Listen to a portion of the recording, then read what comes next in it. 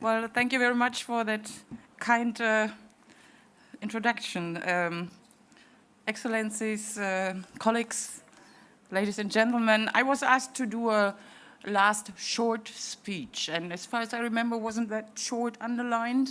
And in the background, it becomes more and more loud, what is normal for an evening like this.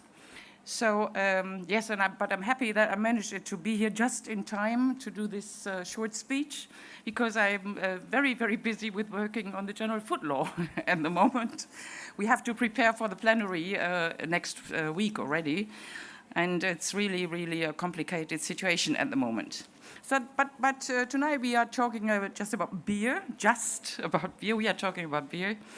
And beer is, I think, a very important issue. And of course, for the Beer Club of the European Parliament, it's most important.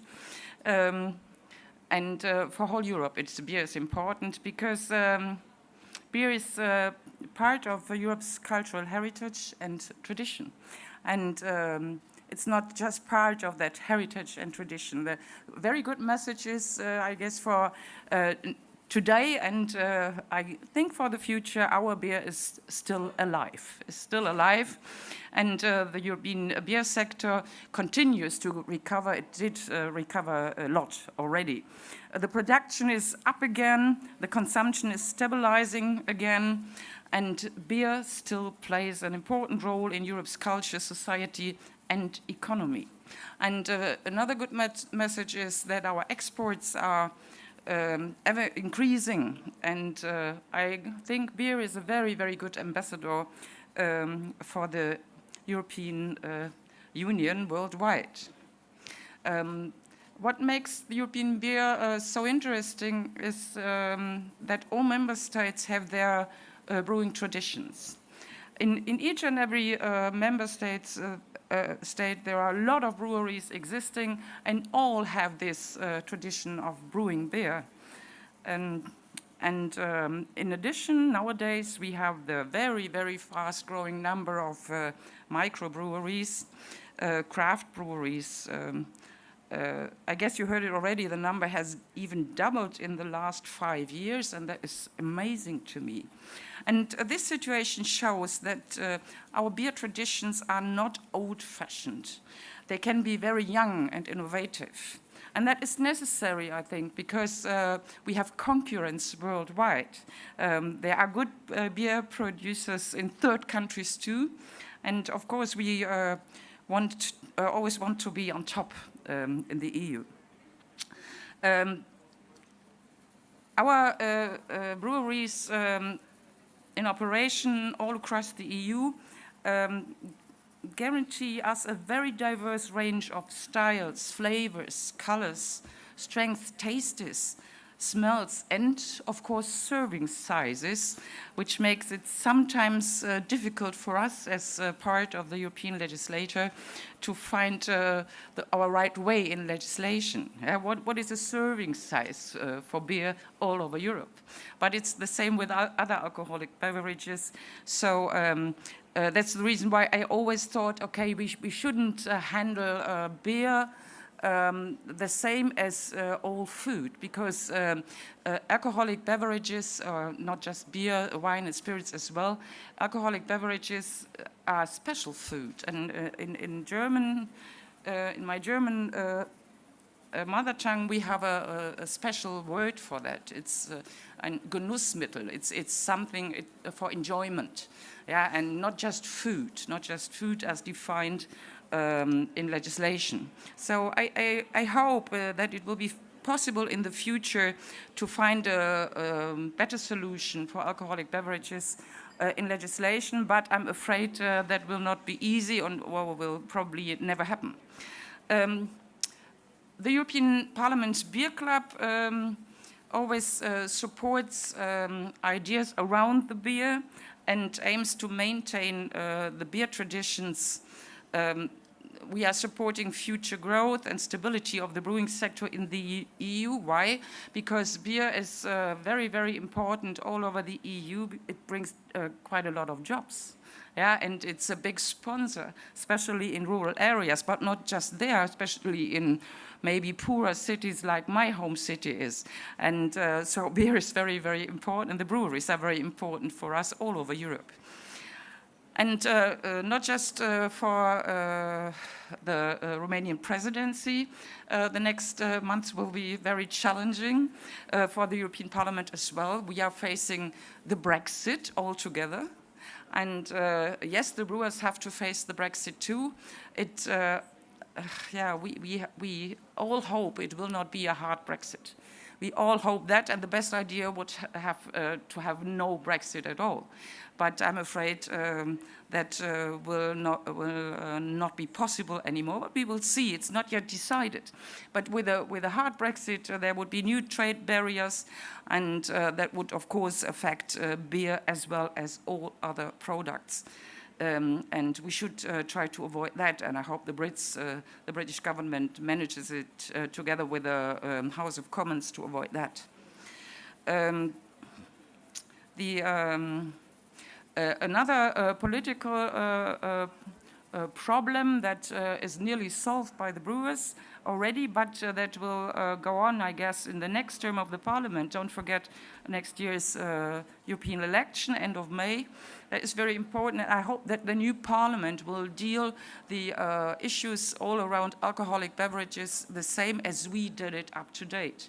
The European Commission, especially DG Santé, as it's called in this term of the Parliament, in former times DG Sanko, sometimes has some crazy ideas around alcoholic beverages. There's again and again an effort to nearly ban alcoholic beverages, but that is of course the wrong way to go, because people like to consume alcoholic beverages now and then, and there's nothing to say against it if it's done in moderation. And that's what the brewers support as well as the other producers of alcoholic beverages.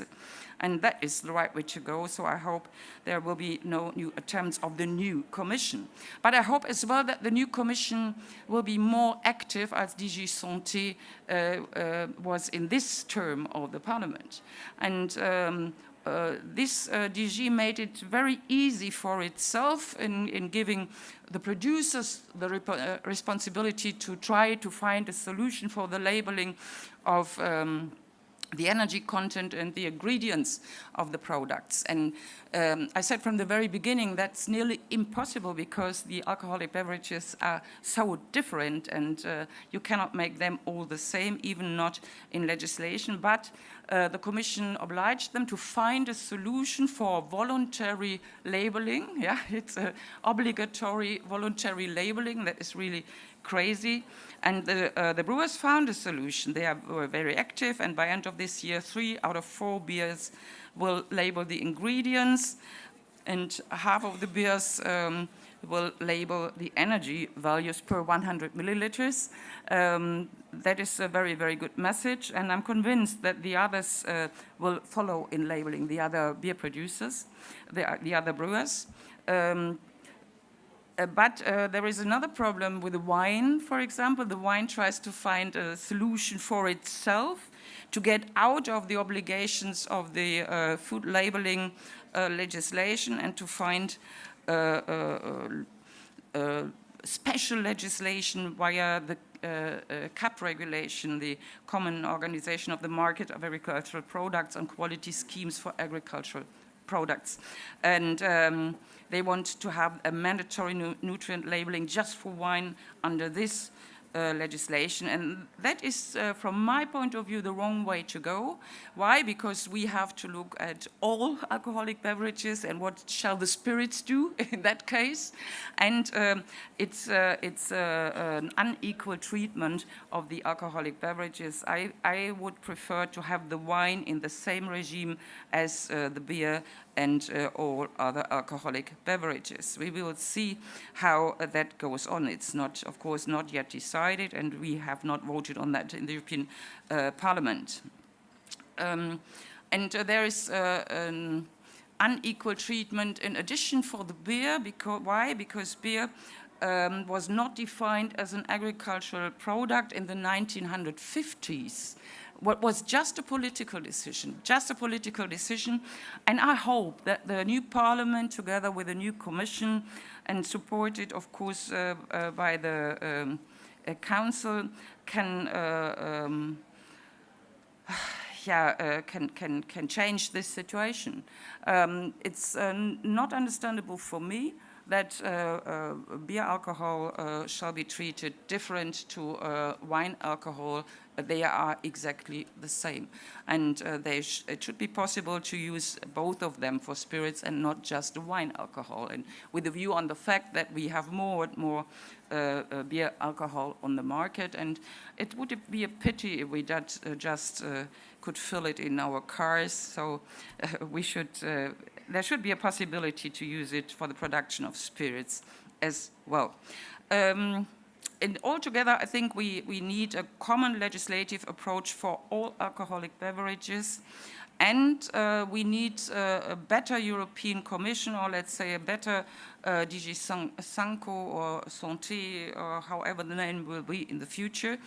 The European Commission has to act and not to leave just everything to industry and the national governments. And the national governments are doing more and more in addition themselves, what is disturbing the internal market, our common market, and it is of course not acceptable. And I hope that the new Commission will go against those attempts and will support a good functioning of the internal market, of our common internal market. So, yes, I hope there will be a new good parliament. I hope there will be a new good commission. I hope that the Romanian presidency will be a very good and active one.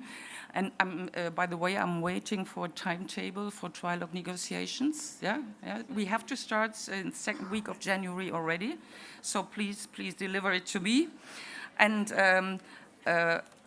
yes, I tried your beer already tonight. It's very tasty to me, and I hope the negotiations will be as good as your beer tasted to me. Thank you very much for your attention.